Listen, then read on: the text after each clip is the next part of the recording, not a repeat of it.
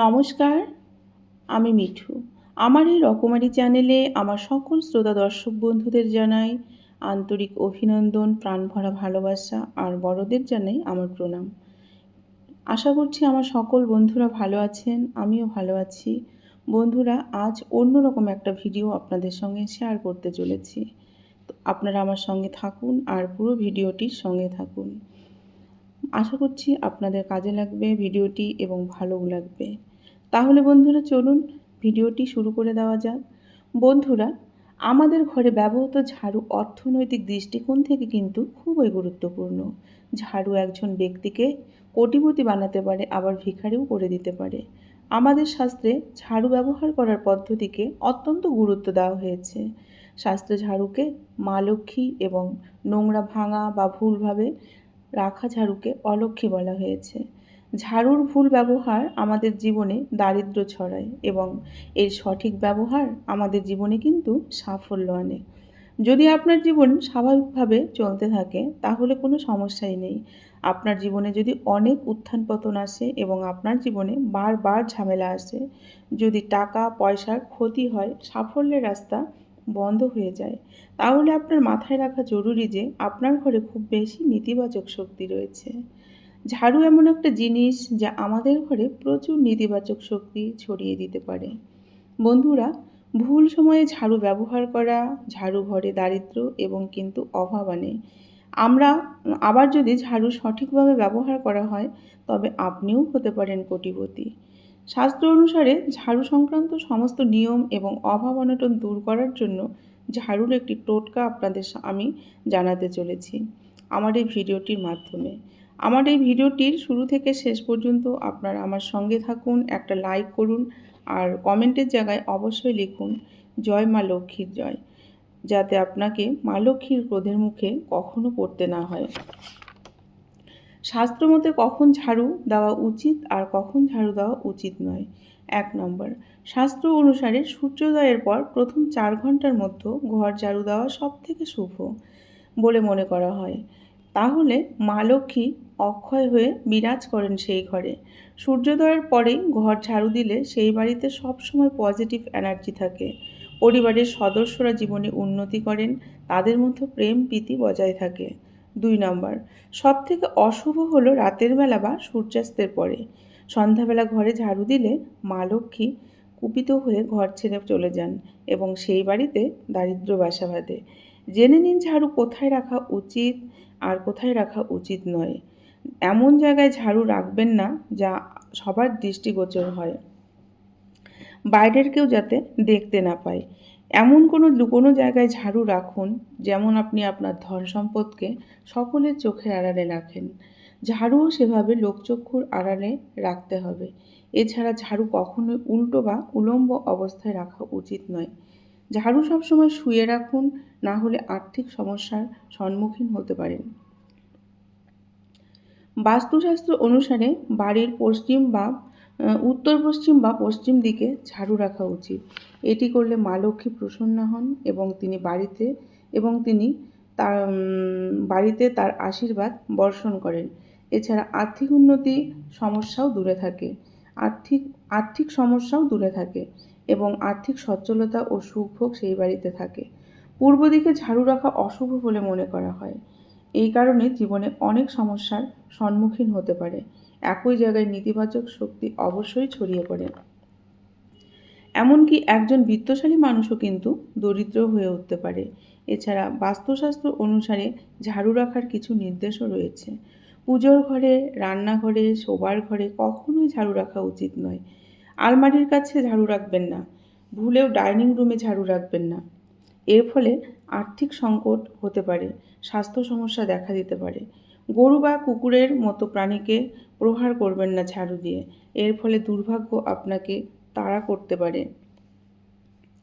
বাড়ির কোনো সদস্য কোনো কাজে বাড়ির বাইরে গেলে তিনি যাওয়ার সঙ্গে সঙ্গে ঘর ঝাড় দেওয়া উচিত নয়। মনে করা হয় এর ফলে এই ব্যক্তি কাজে ব্যর্থ হবেন। কখনোই পা দিয়ে ঝাড়ু স্পর্শ করবেন না বা ভুলবশত ঝাড়ু স্পর্শ করলেও হাত জোড় করে ক্ষমা করুন। বাড়িতে ঝাড়ু সবসময় সম্মানের সঙ্গে রাখুন। এবারে জেনে নিন ঝাড়ু কেনার সেরা দিন কবে। বাস্তুশাস্ত্র অনুসারে শুক্রবার ও মঙ্গলবার ঝাড়ু কেনা অত্যন্ত শুভ বলে মনে করা হয়। এই দুই দিন ছাড়াও ধনতেরাস বা দীপাবলিতে ঝাড়ু কিনতে পারেন।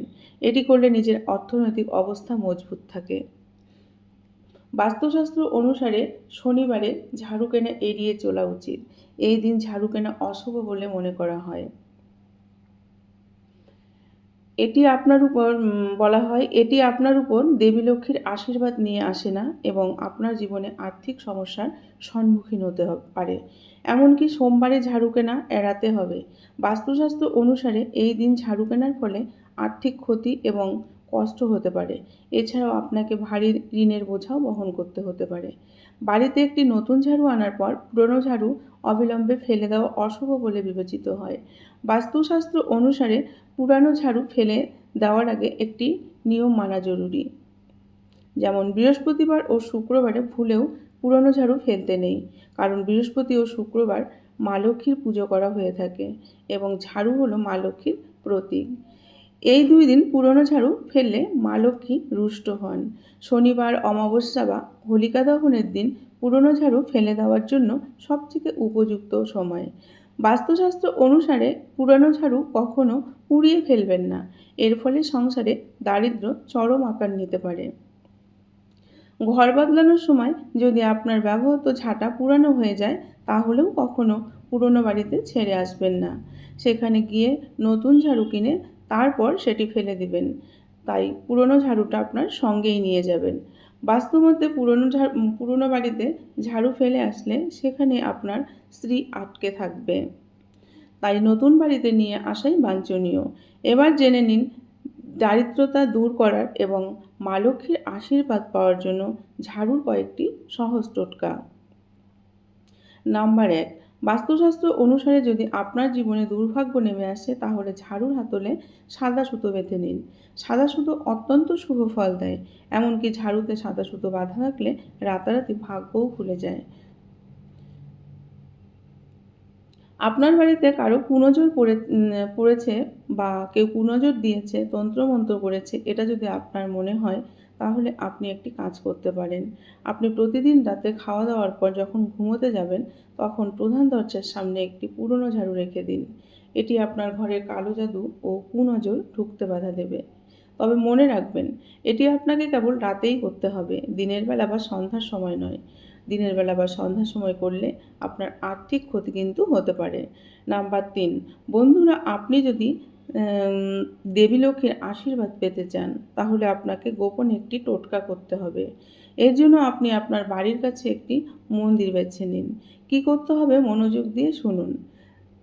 যেদিন আপনি মন্দিরে যাবেন ভেবে রেখেছেন, তার ঠিক আগের দিন একটি ঝাড়ু কিনে বাড়িতে রাখুন। তারপরের দিন ভোরবেলা 4:30টার দিকে ঘুম থেকে উঠে নতুন ঝাড়ু নিয়ে সেই মন্দিরে যেতে হবে। মন্দিরে গিয়ে চুপচাপ সেই ঝাড়ু রেখে আসতে হবে। মন্দিরে ঝাড়ু দান করা খুবই শুভ ফল বলে মনে করা হয়। এই কাজ কাউকে না বলে গোপনে করতে হবে, কারণ গোপন দানের বিশেষ গুরুত্ব রয়েছে বলে শাস্ত্রে বলা হয়েছে। আপনি যদি দেবী লক্ষ্মীর আশীর্বাদ চান, তবে ব্রহ্ম মুহূর্তে উঠে এই কাজটি করুন। দেখবেন মা লক্ষ্মীর আশীর্বাদে আপনার জীবন একদম সমস্যামুক্ত এবং দুর্দশামুক্ত হয়ে গেছে। দেখবেন মা লক্ষ্মী আপনার জীবনে প্রতিটি সমস্যা ধীরে ধীরে দূর করে দিয়েছে। নাম্বার 4, শাস্ত্রমতে বলা হয়েছে, কোনো ব্যক্তি আর্থিক সংকটে থাকলে তাকে ছোট্ট একটি সোনার ঝাড়ু তৈরি করে বৃহস্পতিবার ঠাকুর ঘরে বা ঠাকুরের আসনে রেখে দিন।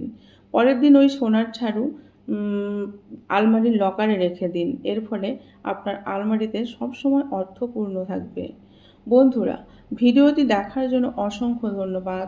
যেসব বন্ধুরা এতক্ষণ ধরে ধৈর্য সহকারে আমার ভিডিওটি দেখলেন বা শুনলেন, তাদেরকে আমার তরফ থেকে আন্তরিক ভালোবাসা আর অনেক অনেক ধন্যবাদ জানাই। আমার যারা নতুন বন্ধু আছেন, তাদেরকে বলছি, যারা এখনও পর্যন্ত আমার চ্যানেলটিকে সাবস্ক্রাইব করেননি, অবশ্যই আমার চ্যানেলটিকে সাবস্ক্রাইব করে আমার পাশে থাকুন। আর পুরনো বন্ধুরা যারা আমার পাশে আছেন অলরেডি, তাদেরকেও জানাই অসংখ্য ধন্যবাদ। আমার তরফ থেকে অনেক অনেক ভালোবাসা। আপনারা সকলে ভালো থাকুন, সুস্থ থাকুন, এই শুভকামনা করে আজকের ভিডিওটা আমি এখানেই শেষ করলাম। নমস্কার।